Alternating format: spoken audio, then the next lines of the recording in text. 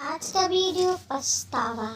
निधि अपने घर से भागकर ट्रेन से जा रही थी, गुस्से में, क्योंकि उसके दादाजी से उसकी लड़ाई हो गई थी।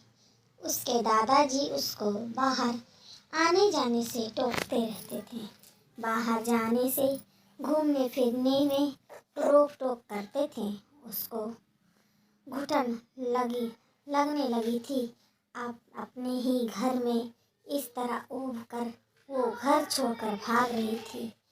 निधि के रिजर्वेशन के डिब्बे में बाथरूम की तरफ वाली सीट पर बैठी थी।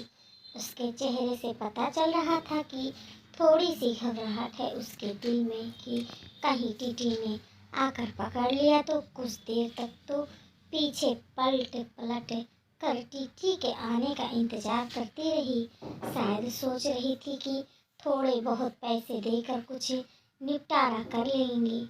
देखकर यह लगा रहा था कि जनरल डिब्बे में चढ़ नहीं पाई, इसीलिए इसमें आकर बैठ गई। डर कर एक कोने में छिपी बैठी थी। शायद ज़्यादा लंबा सफ़र भी नहीं करना चाहती वो। सामान के नाम पर उसकी गोद में रखा एक छोटा सा बस्ता ही तो था। किनारे की तरफ बैठे रवि निधि को देर तक कोशिश करता रहा पीछे से उसे देखने की, शायद चेहरा सही से दिख पाए, लेकिन हर बार असफल ही रहा।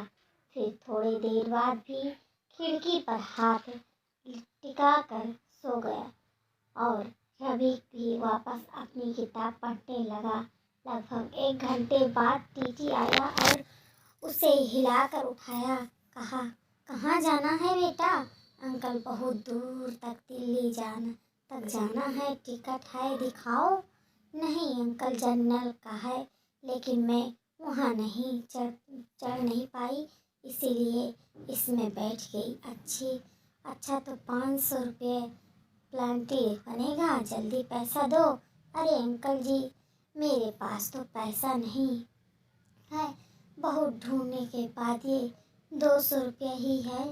ये तो गलत बात है बेटा, प्लांटी तो भरनी पड़ेगी। निधि रोते हुए सारी, अंकल जी अगले स्टेशन पर जनरल डिब्बे में चली जाऊंगी, मेरे पास सच में पैसा नहीं है, कुछ परेशानी आ गई, इसीलिए जल्दीबाजी में घर से निकल गई और ज़्यादा पैसे लेना भूल गई। बोलते बोलते निधि रोने लगी।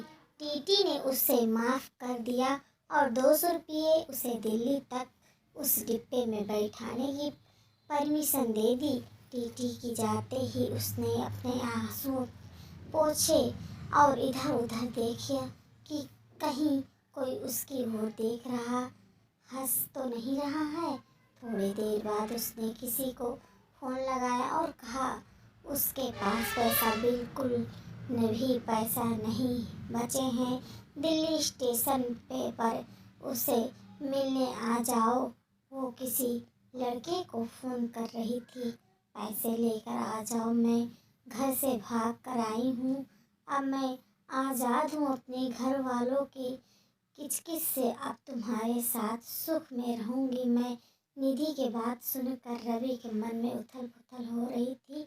न जाने क्यों उसकी मासूम चेहरा देखकर उसकी तरफ खिंचा सा महसूस कर रहा था। दिल कर रहा था कि उससे पैसा दे दूं और कहूँ तुम परेशान मत हो और रो मत, लेकिन रवि अनजान था के लिए इस तरह की बात सोचना थोड़ा अजीब था। उसकी शक्ल से लग रहा था कि उसने कुछ खाया पिया नहीं है शायद सुबह से, और अब उसके पास पैसा भी नहीं थे। बहुत देर तक उसे इस परेशानी में देखने के बाद रवि ने कुछ उपाय निकाला जिससे उसकी मदद कर सके और फ्लैटर भी न कह रहे। फिर मैं पेपर पर नोट लिखा, बहुत देर से तुम्हें परेशान होते हुए देख रहा हूँ, जानता हूँ कि एक अनजान आदमी हूँ, हम उम्र लड़के का इस तरह तुम्हें नोट भेजना अजीब भी होगा और शायद तुम्हारी नज़र में गलत भी, लेकिन तुम्हें इस तरह परेशान देखकर मुझे बेचैनी हो रही है, इसीलिए 2,000 रुपये दे रहा हूँ। तुम्हें कोई एहसान ना लगे इसलिए मेरा एड्रेस भी लिख रहा हूँ। जब तुम्हें सही लगे मेरे एड्रेस पर पैसा वापस भेज सकती हो। वैसे मैं ही चाहूँगा कि तुम वापस करो। एक चाय वाले के हाथ उसे वो नोट देने को कहा और चाय वालों को मना किया कि उसे ना बताए कि वो नोट रवि उससे भेजा है। नोट मिलते ही उसने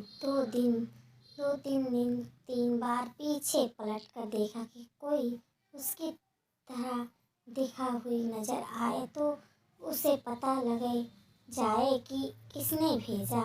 लेकिन रवि ने तो नोट भेजने के बाद मुंह पर चादर डालकर लेट गया था। थोड़ी देर बाद चादर कोना हटाकर देखा तो उसके चेहरे पर मुस्कुराहट थी। लगा जैसे कोई सालों से एक मुस्कुराहट का इंतजार था। उसकी आंखों की चमक मेरे दिल उसके हाथों का जाकर थमा दिया।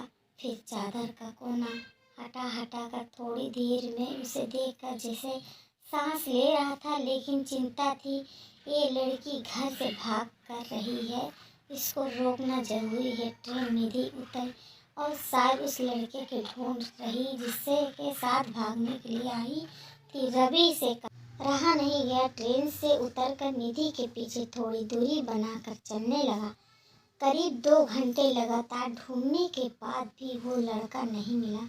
निधि अकेले अनजान शहर में स्टेशन पर बैठी रोई जा रही थी। बहुत देर से खुद को रोके हुए रवि से रहा नहीं गया और निधि के पास जाकर बोला, क्यों रो रही हो? मैं काफ़ी देर से ट्रेन में आपको देखा रहा था, आपको कोई परेशानी है क्या? निधि रोते हुए बोली, मैं घर से भाग कर आई हूँ, वहाँ मुझे आज़ादी नहीं है अपने तरीके से जीने की। रवि ने समझाते हुए बोला, आप घर से भागकर किसी लड़के के से शादी करने वाली थी ना? निधि हाँ, लेकिन वो आया नहीं। रवि बहुत समझा। निधि को अपनी गलती पर पछतावा हो रहा था और वो एक छोटा सा नोट अपने हाथ से लिखा कर रवि को दे दी। वो उसके ट्रेन में रख दी। रवि के रहा नहीं गया, तुरंत उस खाता को खोला। उस पर लिखा था, धन्यवाद मेरे अनजान हमसफर, आपके पैसे मैं जिंदगी पर नहीं भूलूंगी। और ये एक धन्यवाद जो स्टेशन पर मिले थे उसका भी मुझको अपना जैसा समझाने के लिए। आज मैं अपने घर की बेटी बनकर जाऊंगी।